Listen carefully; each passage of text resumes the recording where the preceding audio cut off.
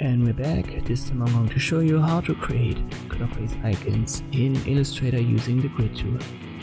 Use the rectangular grid tool. At first drag it from the left top corner to the bottom right, then use the arrow keys left and right and top and down to have 12 sections.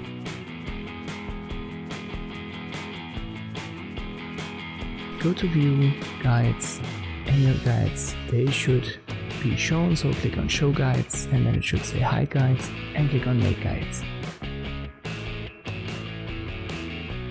Now we've turned our rectangular grid into guides that are shown.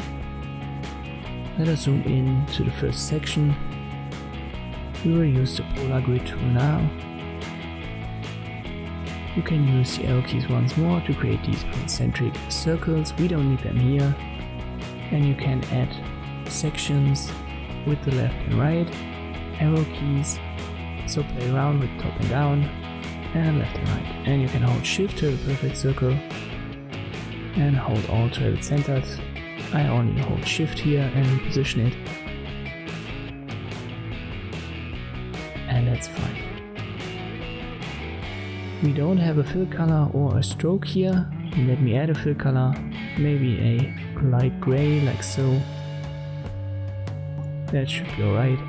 And now we will select the live paint bucket. And it already says what it's doing. We can click on one of these sections and then use the arrow keys until we've got the black color.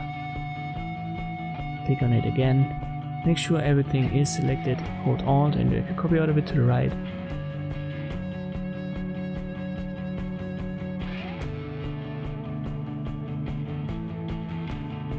Then press Ctrl D 2 times.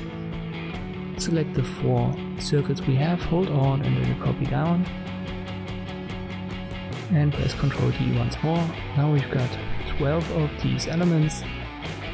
And we can use the live paint bucket tool again.